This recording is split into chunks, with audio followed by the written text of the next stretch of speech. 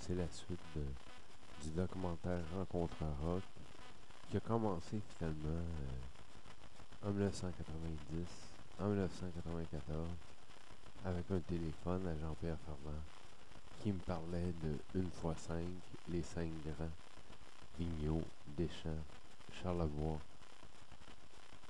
Léveillé, Ferland. C'est là que j'ai décidé de commencer Rencontre rock, qui sera mon roman. Si vous voulez, mon journal de bord, qui est apparu assez soudainement et qui était très long à écrire, jusqu'au moment où j'ai rencontré le réalisateur, producteur, Guy Latraverse, qui a tout mis en branle.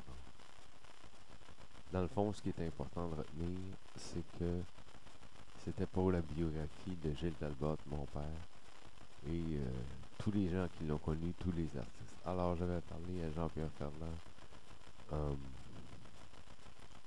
1994, et en 1994, il y avait comme un éclatement de la musique à Montréal, avec un groupe mythique, dont le chanteur est décédé maintenant, André Fortin, Lily Fortin. J'avais rencontré au Faux-Fun électrique un soir magique, et il avait joué.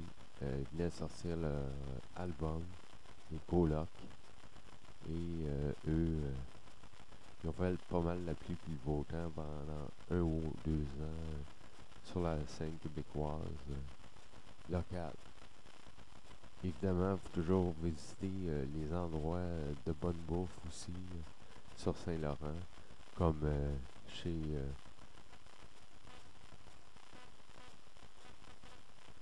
Schwartz,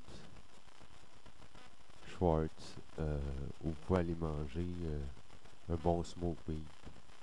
Et ce qui est important de retenir, c'est que cette période a été très florissante en 94 parce que ça partait de Seattle avec le grunge et Nirvana et Kurt Cobain, qui lui aussi est décédé d'avoir trop vécu. Mais dans ma vie, j'ai jamais été aussi pogné avec les services de l'ordre. En 94, mon agent correctionnel pourrait vous le dire, c'est là que j'ai été le plus souvent arrêté quand j'habitais au 1415 Saint-Marc, appartement 10, à Montréal, au centre-ville. Alors, il faut le montrer, je pense. C'est l'inspiration de ça. Quand j'étais en dedans, comme on dit, pendant les 48 heures, j'en ai fait 3 sur la rue Gosford dans le sous-sol, parce que je me faisais arrêter pour toutes sortes d'affaires, des démêlés avec la police. C'était... j'arrêtais pas de chanter devant les gars avec des tatous dans les salles de partenaires. Et ça, on peut pas me le reprocher parce qu'ils m'ont dit.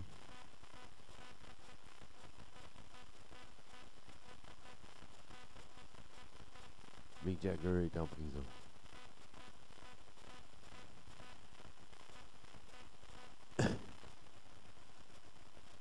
Puis il y avait la florissante Musique Plus et Musimax dans le temps qui favorisait la musique locale et les vidéos, l'apparition de vidéoclips.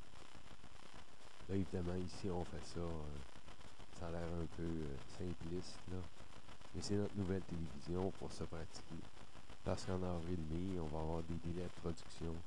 Puis là, ça va être les vrais tours de manivelle avec le documentaire, la biographie de Gilles Talbot, où on va faire parler Perry, André Perry, qui a commencé avec 2 disques très connus, Jaune, de Jean-Pierre Ferland, et Lindbergh, de Robert Charlebois, dans son sous-sol de Ville-Brossard, l'enregistrement, le studio de son. Plus tard, il acquérera Son Québec avec André Bruno, Gilles Lalbotte et André Perry, où ils feront d'autres albums comme Soleil de Jean-Pierre Ferland et aussi d'autres, beaucoup d'autres. C'est un édifice, une ancienne église, une ancienne chapelle, puis au lieu de la fenêtre, il y a un signe de Peace and Love, c'est pour vous dire. Ça, c'était sur la rue Amers. Et c'était fort cool à l'époque. C'est dans le temps que mon père se promenait en bicycle à gaz des lignes. Il y a toujours les magazines rock.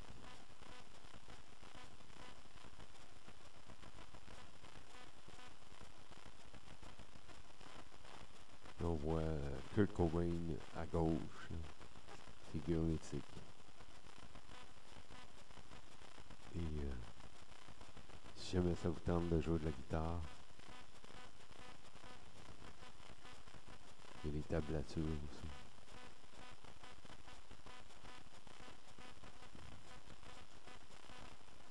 Là, tout ce qu'on attend en délai de production, c'est le texte de Georges Hébert Germain,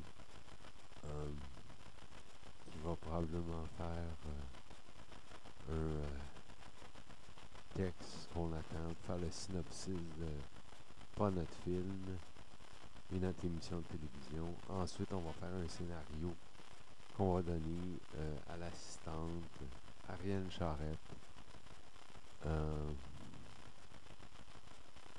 qui va la donner au grand cinéaste Denis Arcand, celui qui a fait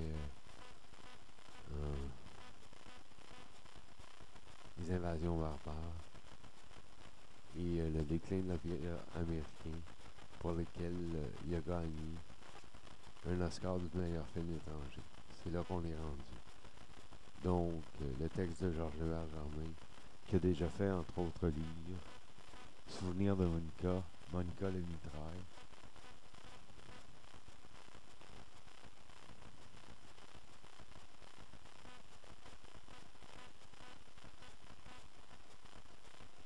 Monica le mitraille. Il y en a fait d'autres aussi dernièrement. Il a fait Maman Dion et autres affaires un peu plus simples, un peu plus grand public, dont Le Maître en jeu de René Angélil. Donc on attend son texte et j'espère que ça va bien aller. On l'attend d'ici le 31 octobre, dimanche dernièrement, limite, par courriel. Tout se fait par courriel. Très peu par téléphone, mais beaucoup par courriel. On communique surtout Guy Latraverse, ça c'est Mireille qui fait ça. Les courriels vers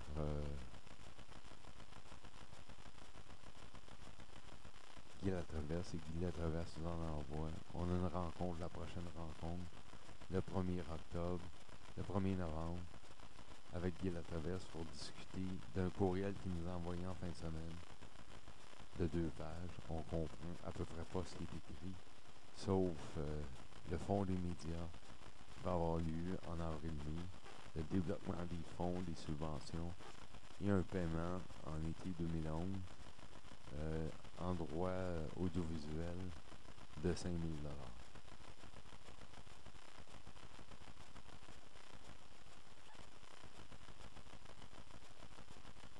Puis là-dessus qu'on target, parce que c'est quand même un bon revenu.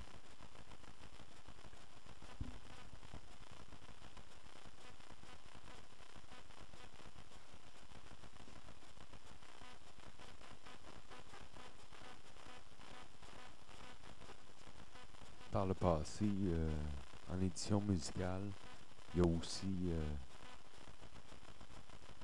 Guy Latraverse qui a produit nombre de spectacles, dont une réunion des colocs il y a à peu près 2 ans, sur les grandes scènes des Francopholies, parce que c'est lui qui s'occupe des Francopholies avec Spectra. Et il a fait une émission, un hommage à Serge Fiori, dont ça s'est soldé par un spectacle au Saint-Denis de Montréal.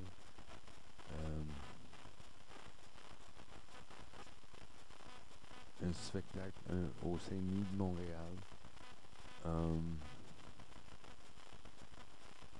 en 2003, je pense. Un spectacle hommage.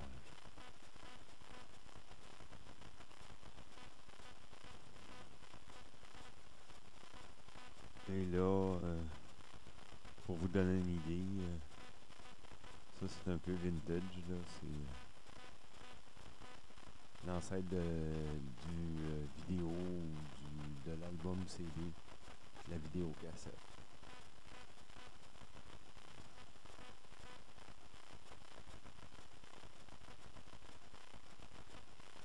Alors on attend. On attend d'ici vendredi, le 30 octobre. Le texte de Georges Hébert. C'est du Georges Hébert, comme dirait Guy Latraverse, le producteur, à midi le devoir.